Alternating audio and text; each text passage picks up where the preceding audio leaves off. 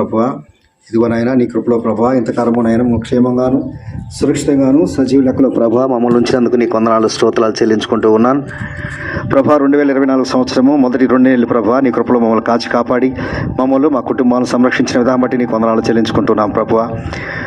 ఇదిగోనైనా 3వ నెల మొదటి ఆదివారం ఈ రీతిగా నీ పాసంలో చేరుటకు మీరు ఇచ్చిన కృపను బట్టి నీ కొందనాలు స్తోత్రాలు చెల్లించుకుంటున్నాం తండ్రి.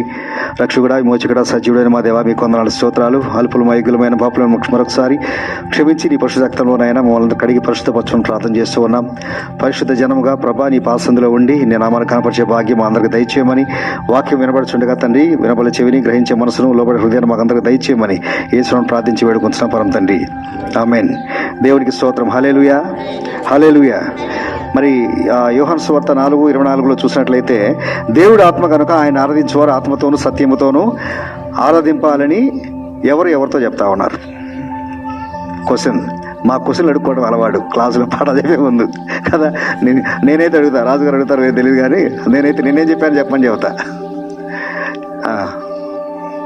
బైబిల్ చదువుతున్నాము లేదు, బైబిల్ అర్థవంతంగా చదువుతున్నామా లేదా అనే దానికి చిన్న చిన్న ప్రశ్నలు వేసుకుంటే మనకు అర్థం అవుతుంది. ఈ మాట ఎవరెవరితో చెప్తున్నారంటే ప్రభు అయిన యేసుక్రీస్తు సమరయ స్త్రీతో చెప్తా ఉన్నాడు. మనకి యోహాను సువార్త 4వ అధ్యాయం అనగానే బ్లైండ్గా మనకు గుర్తొచ్చే మనిషి ఎవరంటే సమరయ స్త్రీ. సమరయ స్త్రీతో కొంతసేపు ఆయన కన్వర్జేషన్ జరిపిన తర్వాత అందులో ఆరాధన గురించి ఒక టాపిక్ వచ్చినప్పుడు, ఒక అంశం వచ్చినప్పుడు దేవుడు చెప్పిన మాట ఏంటంటే దేవుడు ఆత్మ కనుక ఆయన ఆరాధించేవారు ఆత్మతోనూ సత్యంతోనూ ఆరాధించాలని ఆయన చెప్తా ఉన్నట్టుగా మనం చూస్తూ ఉన్నాం. మరి ఆత్మతోనూ సత్యంతోనూ ఎందుకు ఆరాధించాలి అంటే అందులో ఉన్న విషయం ఏంటంటే దేవుడు ఆత్మ కనుక కదా. మనము దేవుడు అనగానే ఈరోజు నాకు చాలా చాలా రూపాలు, చాలా చాలా ఇమాజినేషన్స్ కొన్ని ఉంటాయి కదా. మామూలుగా దేవుని యొక్క వాక్యము మనకు కొన్ని సంఘాల్లో ఓన్లీ వాక్యం మాత్రమే ఉంటుంది. ఇప్పుడు హెబ్రోన్ సంఘాలు తీసుకున్నాం అనుకోండి, అక్కడ ఫొటోస్ కానీ లేకపోతే ఈవెన్ క్రాస్ కూడా ఉండదు. వాళ్ళు ఏంటంటే సింపుల్గా వెనక ముందు పక్కన ఎక్కడ పడితే ఎక్కడ చూసినా కూడా వాక్యాలు మాత్రమే ఉంటాయి. ఎందుకంటే ఆ మాట కూడా ఉంది కదా, దేవుడే వాక్యమే దేవుడే ఉంది కాబట్టి వాళ్ళు వాక్యాన్ని దేవునిగా పరిగణించి వాక్యం మాత్రమే చూపిస్తారన్నమాట. అయితే ఏదైనా సరే కరెక్టే, అందులో తప్పేం లేదు. అయితే వాక్యంలో దేవుడు చెప్పిన మాట ఏంటంటే దేవుడు ఆత్మ కాబట్టి ఆరాధించే ఆత్మతోనూ. ఎందుకు ఈ మాటలు చెప్తున్నాడంటే చాలా సందర్భాల్లో మనం ఆరాధించేటప్పుడు మనస్ఫూర్తిగా మనం ఆరాధించం కాబట్టి ఆయన ఆ మాట చెప్తా ఉన్నాడు. దానికి ముందు వచ్చి మీరు చూసినట్లయితే 23వ వచనంలో అయితే యథార్థముగా ఆరాధించువారు ఆత్మతోనూ సత్యముతోనూ తండ్రిని ఆరాధించు కాలం వచ్చుచున్నది, అది ఇప్పుడును వచ్చే ఉన్నది, తన్ను ఆరాధించేవారు అట్టివారే కావాలని తండ్రి కోరుచున్నాడు. ఇంకా దానికి ముందు చూసినట్లయితే సమరయ స్త్రీతో ఆయన మాట్లాడుతున్న మాటలు కొన్ని మాట్లాడిన తర్వాత ఆమె కొన్ని డౌట్లు అడుగుతుంది. అయ్యా మాకు మెస్సీయ ఆయన వస్తా అన్నాడు, ఆయన తెలియజేస్తా అన్నాడు, ఎట్లాగ ఏంటిది ఎప్పుడు అనగానే అప్పుడు తండ్రి గురించి ఆరాధన గురించి ఆయన చెప్తున్న మాటల్లో ఇక్కడ మనం గమనించగలం. అంటే కొన్ని సందర్భాల్లో మనము మనుషులుగా భౌతికంగా మనము దేవుని సన్నిధిలో ఉన్నట్టే ఉంటాము, కానీ మన మనసులు ఎక్కడో ఉన్నట్టుగా తెలియజేస్తూ ఉంటాయి కదా. అంటే కొన్ని విషయాల మీద మన మనసులు తిరుగుతూ ఉంటాయి. మన శరీరాలు అయితే దేవుని సన్నిధిలో దేవుని మందిరంలో ఉంటాయి, కానీ మన మనసులు కానీ మన ఆత్మలు కానీ మన హృదయం ఎక్కడెక్కడో తిరుగుతూ ఉంటుంది. కొంతమందికి కుటుంబ సమస్యల్లోనూ, కొంతమందికి ఆర్థిక సమస్యల్లోనూ, కొంతమందికి వేరే ఇతర వ్యాపకాల మీద మనసు లగ్నమై ఉంటుంది. కాబట్టి మనస్ఫూర్తిగా మనము ఆరాధించలేము. అందుకని ఆయన అంటున్న మాట ఏంటంటే నీ ఆత్మతోనూ నీ సత్యముతోనూ దేవుని ఆరాధించాలి. ఆత్మ అంటే దేవుడే, అంటే దేవుడు ఆత్మ ఉన్నాడు కాబట్టి మనం కూడా మన ఆత్మతో దేవుని ఆరాధించినప్పుడు డైరెక్ట్గా మన యొక్క ఆరాధన దేవుని సన్నిధికి చేరుతుంది. చాలామంది నోటితో ఆరాధించే వాళ్ళు చాలామంది ఉంటారు కదా. నోటితో అంటే పై స్థుతి, ముఖస్థుతి అంటాం చూసారా. మనసులో ఏమి ఉండదు, కానీ పైకి మాత్రము వందనాలన్నా అంటామే అప్పుడప్పుడు. అలాగా అవునా? అంటే మనసులో మర్యాద ఉండదు, మనసులో ప్రేమ ఉండదు, కానీ పైకి మాత్రం చెప్పాలి కాబట్టి వందనాలను చెప్పడమో, లేకపోతే షేక్ హ్యాండ్ ఇవ్వటమో, లేకపోతే ప్రైజ్ చెప్పడం, ఇట్లాంటివి చాలామంది చేస్తూ ఉంటారు. అలాగే దేవుని దగ్గరికి వచ్చేసరికి కూడా అలాంటి వాటినే కొంతమంది ఫాలో అవుతూ ఉంటారు. మనసు ఎక్కడ ఉంటుంది, కానీ ఇక్కడ మాత్రం నోరు తెచ్చి పెదాలతో ప్రభువుని స్తుతిస్తూ ఉంటారు. అందుకని యెషయా భక్తుడు ఒక మాట అన్నాడు చూడండి. యెషయా గ్రంథము 1వ అధ్యాయము మాట. యెషయా గ్రంథం చూసి మళ్ళీ అయిపోతాం. యెషయా గ్రంథం 1వ అధ్యాయంలో ఆ మాట మనం చూద్దాం.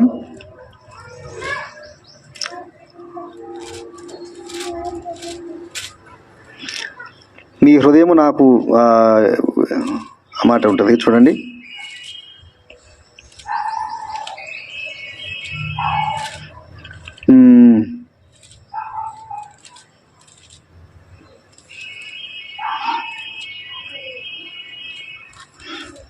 ఆ మాట రిఫరెన్స్ ఇక్కడ కనిపించట్లేదు.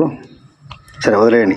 అంటే ఆయన ఏమంటాడంటే దాని అర్థం ఏంటంటే మీ హృదయము మీరు ఇదే నా నా హృదయం ఒక్క నిమిషం 12వ వచనం చూడండి. నా సన్నిధి కనబడవలనని మీరు వచ్చుచున్నారే, నా ఆవడమును తొక్కుటకు మిమ్మల్ని రమ్మన్న వాడెవడు? ఇక్కడ మీ నైవేద్యం వ్యర్థము, అది నాకు అసహ్యము పుట్టించు ధూపార్పణము, దానికి తేకుడి. చదవండి. సమాజ పూట ప్రకటనములకు జరుగుచున్నవి, పాపుల గుంపు కూడిన ఉత్సవ సమాజమును నేనోర్చజాలను. మీ అమావాస్య ఉత్సవములను నియమక కాలములను నాకు హేయములు, అవి నాకు బాధాకరములు. వాటిని సహింపలేక విసిగి ఉన్నాను. మీరు మీ చేతులు చాపునప్పుడు మిమ్మల్ని చూడక నా కన్నులు కప్పుకుందును. మీరు బహుగా ప్రార్థన చేసినను నేను వినను. మీ చేతులు రక్తముతో నిండి ఉన్నవి, మిమ్మల్ని కడుక్కునడి శుద్ధి చేసుకున్నాడు. ఇక్కడ దేవుడు చెప్తున్న మాట ఏంటంటే మీ హృదయము దూరంగా ఉంది కానీ మీరు మాత్రము దగ్గరగా ఉన్నారు. అంటే భౌతికంగా మనము దేవుని సన్నిధిలో ఉన్నట్టే ఉన్నాము కానీ మన హృదయం ఎక్కడుంది? దూరంగా, దేవుడికి దూరంగా ఉంది. అందుకనే ఇక్కడ యోహాను స్తోత్రాలు చెప్తున్న మాట ఏంటంటే దేవుడు ఆత్మ కాబట్టి మీరు మీ ఆత్మలతో ప్రభువుని మీరు స్తుతించండి, ఆరాధించండి. రెండోది ఏంటంటే సత్యముతోటి, అంటే నిజముగా యథార్థంగా ప్రభువుని మనము ఆరాధించాలని దేవుని యొక్క వాక్యం సెలవిస్తూ ఉంది. మరి ఈ ఉదయకాల సమయంలో మనం ఆరాధనకు వచ్చిన మనము ఎటువంటి మనసుతో ప్రభువుని ఆరాధించబోతున్నామో ఒకసారి మనం పరీక్షించుకుంటూ దేవుని మనం ఆరాధించుకుందాం. అయితే బైబిల్లో కొన్ని రకాల ఆరాధనలు నేను మీకు తెలియజేస్తా ఉన్నాను. మనకి బైబిల్లో మరి ప్రకటన గ్రంథంలో చూసినట్లయితే 12 రకాల ఆరాధనలు దేవుడు మనకు తెలియజేస్తూ ఉన్నాడు. 12 రకాల ఆరాధనలు. అంటే పరలోక రాజ్యంలో ఎవరు ఏ విధంగా దేవుని ఆరాధిస్తారు? ఎందుకు ఈ మాటలు పరలోక రాజ్యం అని చెప్తున్నానంటే భూమి మీద ఉన్న దేవుని సంఘము పరలోకంలో ఉన్న పట్టణానికి సాదృశ్యంగా ఉన్నది. దేవుని స్తోత్రం, హల్లెలూయా. భూమి మీద ఉన్న మన కుటుంబం కావచ్చు, భూమి మీద ఉన్న మన సంఘం కావచ్చు, పరలోక పట్టణానికి సాదృశ్యంగా దేవుడు భూమి మీద మన ముందు ఉంచాడు. కాబట్టి పరలోకంలో ఎటువంటి ఆనందము, ఎటువంటి ఆరాధన జరుగుతుందో భూమి మీద కూడా అటువంటి ఆరాధన జరగాలనేది దేవుని చిత్తం. కనుక దేవుని యొక్క వాక్య వెలుగులో మనం కొన్ని ఆరాధనలు మనం చూసుకుందాం. అందులో మొదటిగా మనం చూసినట్లయితే ప్రకటన గ్రంథము 1వ అధ్యాయము 6వ వచనం చూద్దాం. 12 రకాల ఆరాధనలో ఒక 4 మాత్రమే మనం చూద్దాం, టైం లేదు కనుక శాంపిల్గా ఒక 4 మాత్రమే మనం చూద్దాం. ప్రకటన గ్రంథము 1:6 మనలను ప్రేమించుచు తన రక్తం వల్ల మన పాపము నుండి మనలను విడిపించిన వానికి మహిమయు ప్రభావమును యుగయుగమును కలుగునుగాక, ఆమేన్. ఆయన మనలను తన తండ్రియకు దేవునికి ఒక రాజ్యముగాను యాజకులుగాను చేసును. దేవునికి స్తోత్రం, హల్లెలూయా. మొదటి రకమైన ఆరాధన ఎలాంటిది అంటే దేవుడు మనల్ని ప్రేమించినందుకు, అదేవిధంగా దేవుడు మన కొరకు ప్రాణం పెట్టి మనల్ని విడిపించినందుకు దేవుడిని మనం ఆరాధించాలి. దేవుని స్తోత్రం. ఎంతమందికి ఈ వాక్యాలు అర్థమవుతా ఉన్నాయి? ఈ రోజున కొద్దిగా డిఫరెంట్గా వెళ్తున్నాం. రెగ్యులర్గా అయితే ఏదో పెట్టగా చెప్పినట్టుగా ఉంటుంది, కథ చెప్పినట్టుగా ఉంటుంది ఒక్కోసారి వాక్యం చెప్తే. కానీ ఈ రోజున కొంచెం డిఫరెంట్గా, కొంచెం కఠినంగా మనం ముందుకు సాగిపోదాం. ఎలాగంటే వాక్యములో ఉన్న దాని ప్రకారం మనం చూస్తే దేవుడిని మొదటిగా మనం ఎలా ఆరాధించాలంటే మొదటిగా దేవుడే మనల్ని ప్రేమించాడు కాబట్టి ఆయన ప్రేమించిన దానికి మనము ఆరాధించాలి. రెండవది ఆయన చూడండి, మన పాపం నుండి మనల్ని విడిపించిన దానికి మనం ప్రభువుని మనం గణపరచాలి. మొదటిగా ఆయన మనల్ని ప్రేమించాడు. అందుకని వాక్యంలో ఏముంటుందంటే మొదటిగా ఆయనే మనల్ని ప్రేమించి మన కొరకు తన ప్రాణాన్ని పెట్టినట్టుగా మనం చూస్తూ ఉన్నాం. ఒకసారి రోమిలు రాసిన పత్రిక 5వ అధ్యాయము, రోమి పత్రిక 5వ అధ్యాయం 8వ వచనం చూద్దాం. ఏ విధంగా దేవుడు ప్రేమించాడు అనే దానికి అయితే దేవుడు మన ఎడల తన ప్రేమను వెల్లడపరుచున్నాడు. ఎట్లనగా మనం ఇంకనూ పాపులమై ఉండగానే క్రీస్తు మన కొరకు చనిపోయిను. దేవునికి స్తోత్రం, హల్లెలూయా. దేవుడు తన ప్రేమను వెల్లడపరుస్తున్నాడు. ఎలాగంటే మనం ఇంకా పాపులమై ఉండగానే దేవుడు మన కొరకు చనిపోయాడు. ఈ రోజున మీరు చూడండి, వాక్యంలో ఏముండదంటే నీతిమంతుని కొరకు ఒకరు చనిపోవడం అరుదు, మామూలే, అరుదు కాదు, మామూలే కదా. నీతిమంతుని కొరకు వాడు చనిపోవడం అనేది మామూలే, జస్ట్ ఏంటంటే వాడు మంచుడు కాబట్టి మంచుడు కొరకు ప్రాణం పెడితే పెద్ద మ్యాటర్ ఏం కాదు. కానీ ఒక పాపి కొరకు ఒక నీతిమంతుడు చనిపోవడం అనేది చాలా అరుదు కదా, అవునా? అంటే సహజంగా ఎవరైనా ఆ పని చేయలేరు. ఉదాహరణకి చిన్న ఉదాహరణ చెప్తా. పలానా వాడు మన దగ్గర ఒక 1000 రూపాయలు తీసుకున్నాడు కదా, వెంటనే ఒక 4 రోజులు ఇస్తానని 4 రోజులు కరెక్ట్గా ఇచ్చాడు.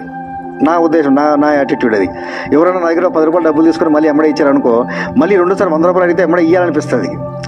నాకున్న ఉద్దేశం, మరి మీ ఉద్దేశం ఏమో తెలియదు కదా. తర్వాత మళ్ళీ 100 రూపాయలు మళ్ళీ ఇచ్చాడు అనుకో, మళ్ళీ 1000 రూపాయలు కూడా ఇవ్వాలనిపిస్తుంది. ఎందుకంటే వాడి మీద నమ్మకం, తీసుకున్న దాన్ని తీసుకున్నట్టుగా మళ్ళీ ఇస్తాడు కాబట్టి మళ్ళీ మనకి ఇస్తున్నాం. అలా కాకుండా వాడి దగ్గరికి ఇచ్చినట్టుగానే 60 డబ్బాలు ఇచ్చినట్టు అనుకుందాం అనుకో కదా. అంటే వాడికి ఇస్తున్నావు కానీ ఈటివే కానీ మళ్ళీ వచ్చేది లేదు అని తెలిసిన తర్వాత కూడా ఎవరైనా ఇస్తారా? ఇయర్ కదా, జనరల్గా అయితే ఎవరు ఇయర్.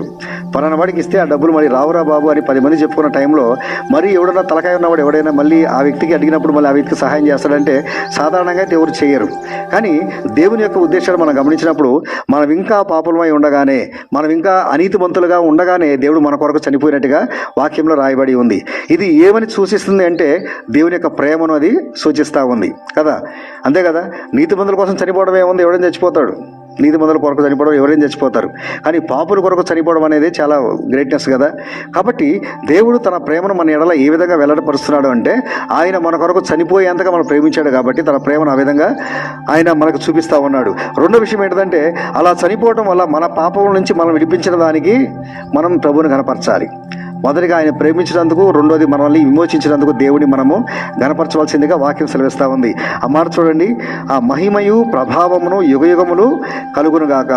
ఈ మాటలు ఎక్కడ మనకి వినపడతాయని అంటే పద్మాసు దీపంలో అపోస్తుడైన యోహాను భక్తుడికి దేవుడు దర్శనం ద్వారా చూపించినప్పుడు ఆ రాసిన మాటలు ఇవన్నీ కూడా ప్రకటన గ్రంథం. రాబోయే కాలంలో రేపుద్ర దేవుడు రెండవ రాకడలో వచ్చి దేవునితో పాటు సంఘము, వధువు సంఘముగా ఆయనతో ఎత్తబడిన తర్వాత పరలోకంలో వీళ్ళందరూ కూడా ఆయన ముందు సాష్టాంగ నమస్కారం చేసినప్పుడు వాళ్ళందరూ కూడా ఏమని ఆరాధిస్తారంటే, మొదటిగా నీవు లోకాన్ని ప్రేమించావు కాబట్టి దాన్ని బట్టి, రెండోది లోకం కోసం నువ్వు ప్రాణం పెట్టావు కాబట్టి దాన్ని బట్టి దేవుని మనము గణపరుస్తాం అనే దానికి సూచనగా ఆయన రాయించి పెట్టాడు. ఇది మొదటిది. రెండో మాట చూద్దాం. అదే ప్రకటన గ్రంథము 4వ అధ్యాయము 10-11 వచనాలు చూడండి. ఆ 24 పెద్దలు చదవండి.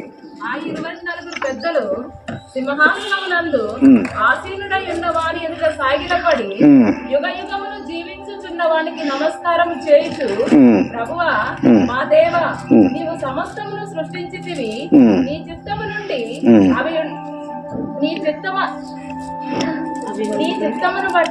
చిత్తమును బట్టి అవి ఉండెను, దానిని బట్టి సృష్టింపబడు గనక నీవే మహిమ ఘనత ప్రభావం పొందనర్హుడు అని చెప్పుచు తమ కిరీటములను ఆ సింహాసనం ఎదుట వేసిరి. దేవునికి స్తోత్రం, హల్లెలూయా.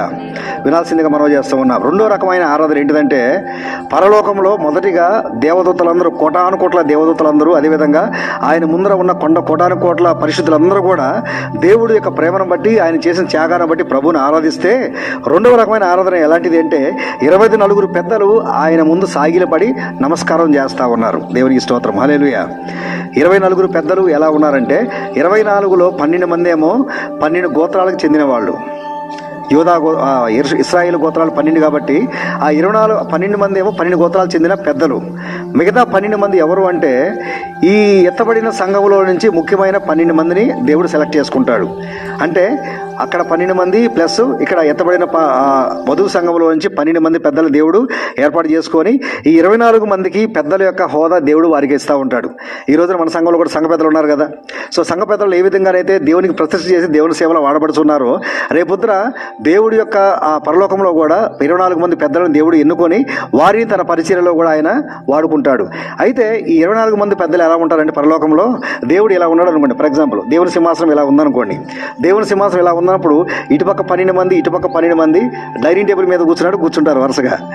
వాళ్ళందరికీ ఎలా ఉంటాయి అంటే పెద్ద పెద్ద సింహాసనాలు ఉంటాయి, వారికి తల మీద కిరీటాలు ఉంటాయి. వారందరూ 24 మంది పెద్దలు ఏం చేస్తారంటే సమస్త జనులకు వాళ్ళు తీర్పు తీర్చేవారుగా ఉంటారు. 12 మంది ఇశ్రాయేల్ పెద్దలు, 12 మంది సంఘం, ఎత్తబడిన సంఘంలోని పెద్దలు. వీరందరూ కూడా ఏం చేస్తారంటే లోకంలో ఆ పరలోకానికి వచ్చే ప్రతి ఒక్క మనిషికి వాళ్ళు తీర్పు తీస్తారని వాక్యంలో రాయబడి ఉంది. అయితే ఈ 24 మంది పెద్దల్ని దేవుడు ఏ విధంగా గణపరిచాడో, వారికి సింహాసనం, వారికి నెత్తి మీద కిరీటము ఇవన్నీ పెట్టి ఏ విధంగా గణపరిచాడో, ఒకనొక టైం వచ్చినప్పుడు వాళ్ళందరూ ఏం చేస్తారంటే ఆ కిరీటాలు తీసి ఆయన పాదాల దగ్గర పెట్టి వాళ్ళందరూ కూడా ఆయన సాష్టాంగ నమస్కారం చేస్తారు.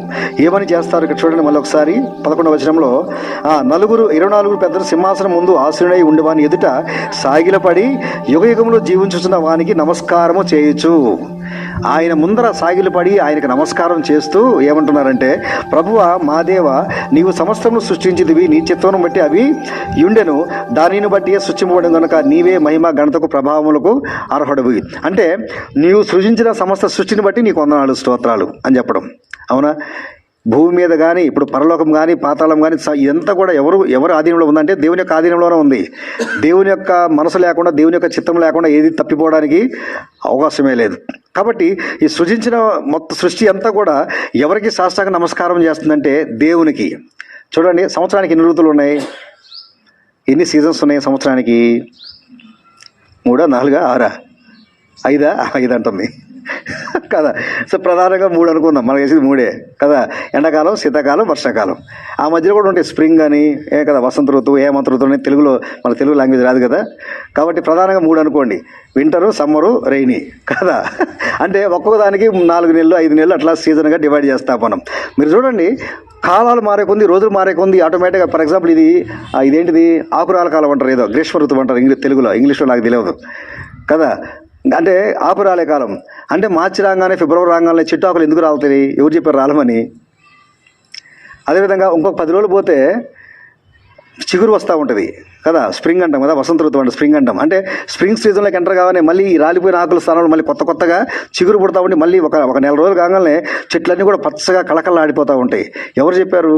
ఇంకొక 10 రోజులు బొంగలు ఎండలు బగబగ మండుతూ ఉంటాయి, అవతల 2 నెలలు బొంగలు మళ్ళీ వానలు పడతా ఉంటాయి, అవతల 4 నెలలు బొంగలు మళ్ళీ చలి వస్తూ ఉంటుంది. ఈ సంవత్సరం అంతా తిరిగే కొంది, కాలాలు నెలలు తిరిగే కొంది ఈ సీజన్లు మారుతూ ఉంటాయి కదా ఆటోమేటిక్గా. ఎవరైనా వెనకాల కీ పెట్టి తిప్పుతున్నాడా? మనము ఈ చిన్న చిన్న బొమ్మలు కొనుక్కుంటామే, కీ పెట్టగానే టెక్కడ కొడతా ఉంటాయి, ఆ విధంగా ఎవరైనా తిప్పుతున్నారు వెనకాల కూర్చొని? లేదు కదా. ఎవరు వాటికి కాలాలు సమయాలు నియమించాడు అంటే దేవుడే వాటికి నియమించాడు. కాబట్టి వాటి కాలాల చొప్పున, వాటి ప్రణాళిక చొప్పున అవి ఎగ్జిక్యూట్ అవుతూ ఉంటాయి. కాబట్టి ఈ సృష్టిని అంతటినీ కూడా దేవుడు సృష్టించి మొదట్లో అక్కడ పెట్టిన తర్వాత వాటికి దేవుడు ఒక ఆజ్ఞ ఇచ్చాడు.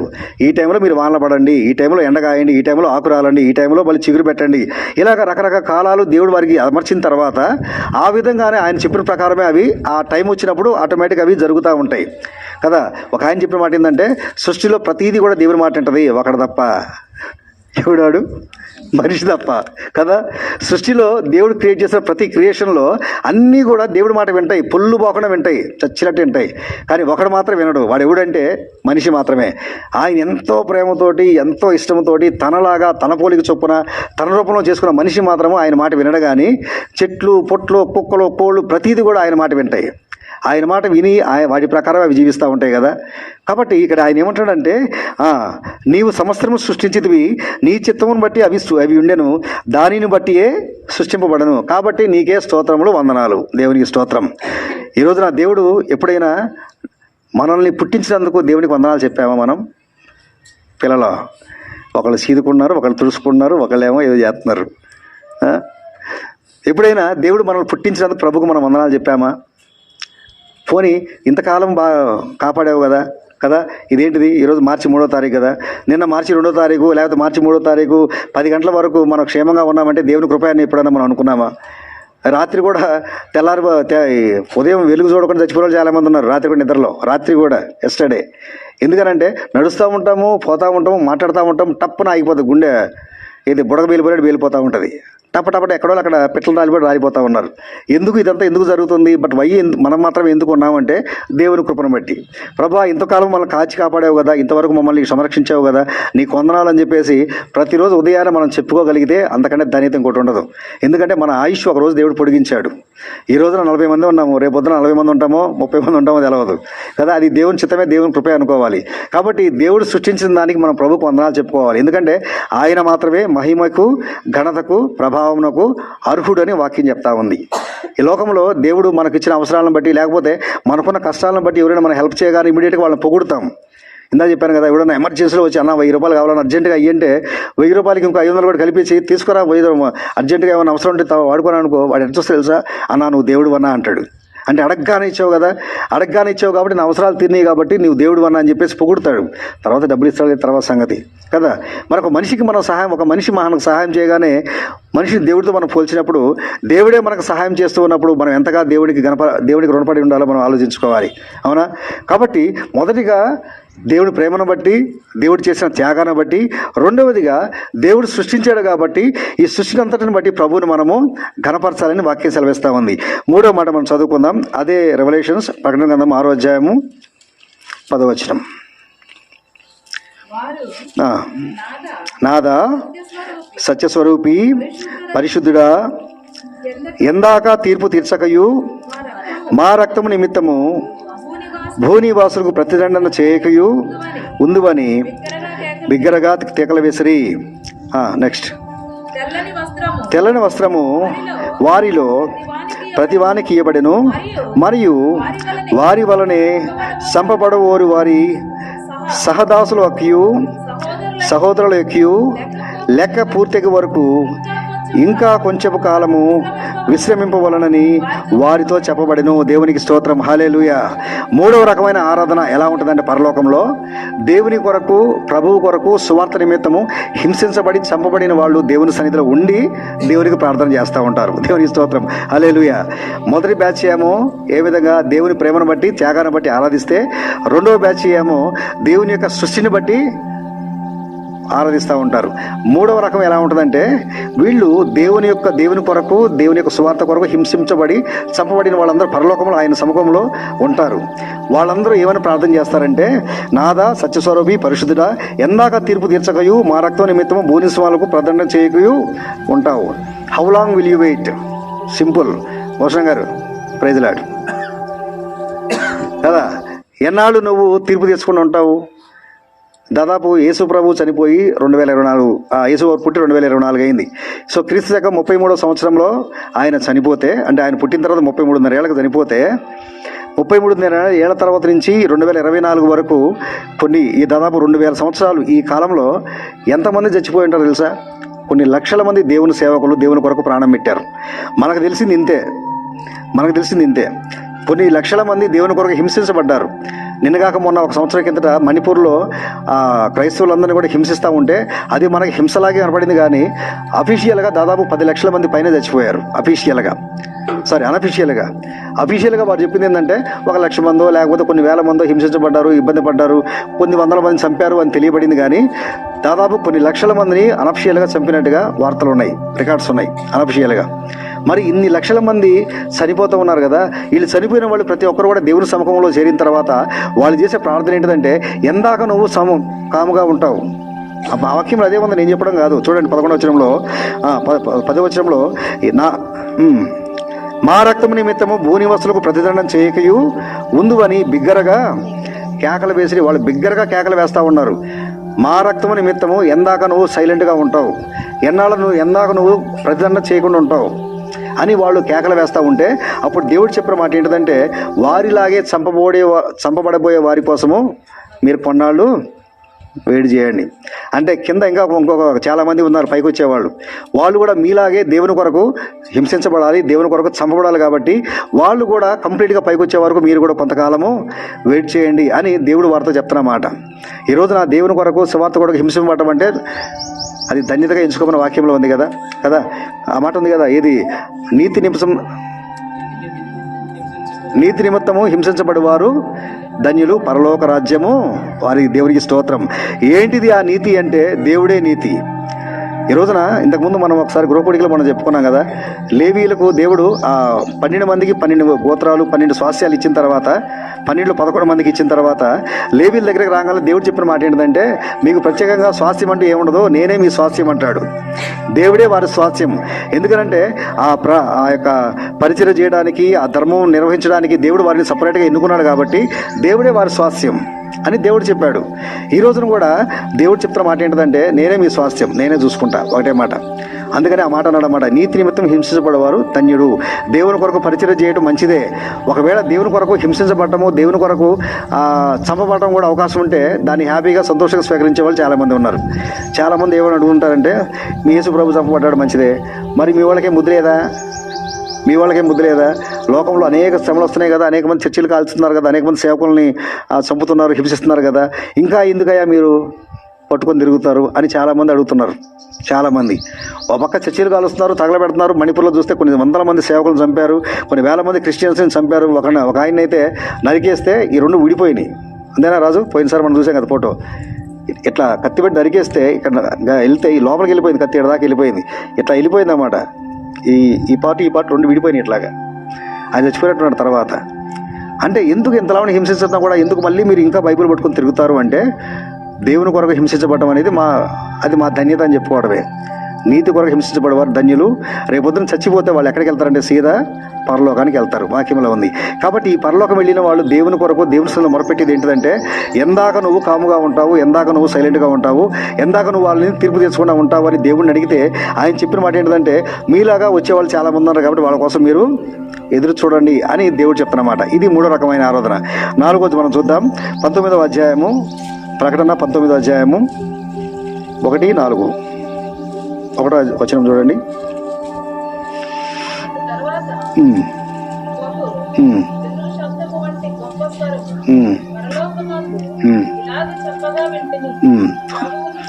ప్రభువును స్తుతించుడి, రక్షణ మహిమ ప్రభావములు మన దేవునికే చెల్లును. 4వ వచనం చూడండి. అలాగే అప్పుడు ఆ 24 పెద్దలను 4 జీవులను సాగిలపడి ఆమేన్ ప్రభువును స్తుతించుడి అని చెప్పుచు సింహాసనాసీనుడగు దేవునికి నమస్కారము చేసిరి. దేవునికి స్తోత్రం, హల్లెలూయా. ఇందాక రెండవ మాటలో చూసినట్లయితే 24 పెద్దలే ఆయన ఎదురు సాగిలపడ్డారు. ఇప్పుడు చూస్తే 24 పెద్దలతో పాటు 4 జీవులు ఆయన సన్నిధిలో సాగిలపడతా ఉన్నాయి. ఇక్కడ 24 పెద్దలు 4 జీవులను కాదు, కానీ పరలోకంలో ఎవరైతే ఆయన ముందు ఉన్నారో, ఆయన ఎదుట సాగిలపడ్డారో, ఆయన ఎదుట చేర్చబడ్డారో, కొన్ని లక్షల మంది కోట్ల మంది దేవతలతో కలిసి వాడు కూడా ఏం చేస్తారంటే దేవుని ఎదుట సాగిలపడి నమస్కారం చేస్తూ ఆయన్ను స్తుతించడం మొదలుపెట్టారు. రేపొద్దున మనం కూడా అక్కడికి వెళ్తాం. చనిపోయిన తర్వాత పరలోకం వెళ్తే అక్కడ ఎవరు ఉంటారో తెలుసా? మనకు తెలిసిన మొఖాలు ఏంటిది? ఒక ఈసన్న గారు, ఒక భక్త్ సింగ్ గారు, ఒక దినకరన్ గారు.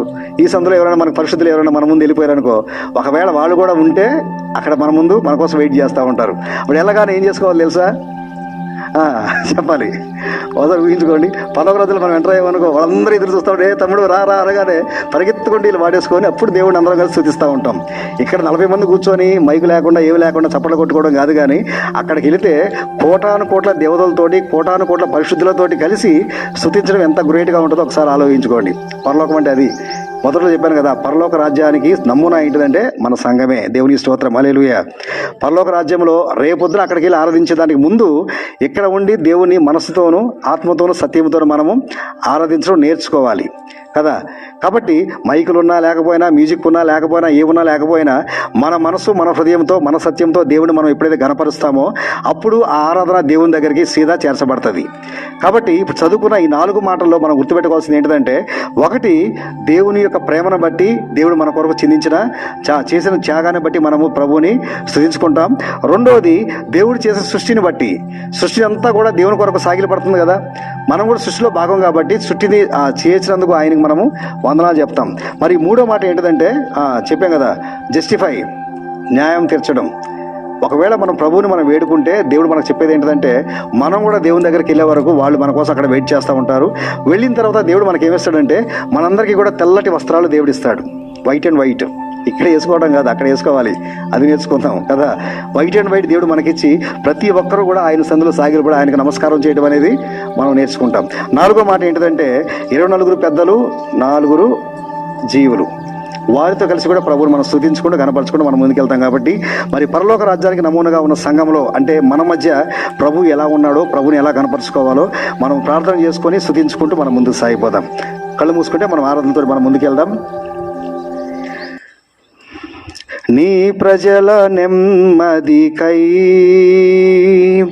రాజాజ్ఞ మార్చింది నీవేనని నీ ప్రజల నెమ్మదికై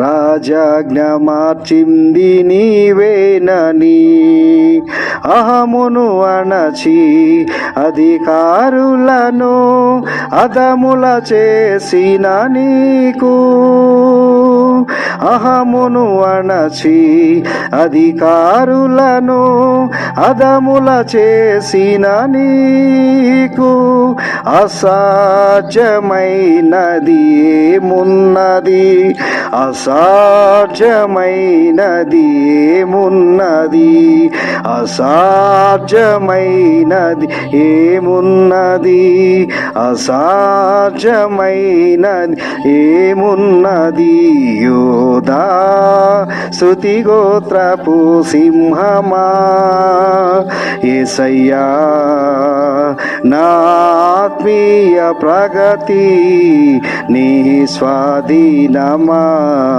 నీవే కదా నా ఆరాధన ఆరాధన స్తుతి ఆరాధన నీవే కదా నా ఆరాధన ఆరాధన స్తుతి ఆరాధన ఆరాధన స్తుతి ఆరాధన. ప్రేమ కలిగిన మా దేవా మీకు వందనాలు స్తోత్రాలు చెల్లించుకుంటూ ఉన్నాం. నీ కృపలో ప్రభు ఉదయకాలం తండ్రి వాక్యధర్మం దర్శించినందుకు వందనాలు స్తోత్రాలు. ఏ విధంగా ఆరాధించాలో నాయన మీరు మాకు నమూనా పరలోకపు నమూనా మాకు ఇచ్చినందుకు వందనాలు స్తోత్రాలు. ప్రభు నాయన ఇదిగో తండ్రి యోహాను సువార్త 4:24 అయ్యా ప్రభుగా తండ్రి మీరు నాయన సమరస్తూ చెప్పిన మాటలను బట్టి నీకు వందనాలు స్తోత్రాలు. ఒక కాలం వచ్చినది దేవుడు ఆత్మ కనుక ఆయన ఆరాధించు ఆత్మతోనూ సజీవంతోనూ ఆరాధించాలని నీ వాక్యం సెలవుస్తా ఉంది ప్రభు. మా జీవితంలో తండ్రి మేము ఆరాధిస్తూ ఉన్నాం, ప్రార్థన చేస్తూ ఉన్నాం, స్తుతిస్తూ ఉన్నాం. కానీ ప్రభు మా హృదయాలు ఎలా ఉన్నాయో తండ్రి మమ్మల్ని మేము పరీక్షించుకునే కృపను మాకు దయచేయండి. పరలోకంలో తండ్రి ఏ విధమైన ఆరాధనలు ఏ విధమైన మొక్కుబడులు నైనా ఘనతలు ఉంటాయో ప్రభు వాక్యం ద్వారా మీరు మాకు తెలియజేశారు. దాన్ని బట్టి వందనాలు స్తోత్రాలు. మేము కూడా తండ్రి నాయన నీ ప్రేమను బట్టి నీ యొక్క త్యాగాన్ని బట్టి నాయన మేము నిన్ను స్తుతించుడు ఆరాధించుడు నాయన ముందుకు సాగుడు సహాయం చేయమని ప్రార్థన చేస్తూ వేడుకొచ్చిన పరం తండ్రి.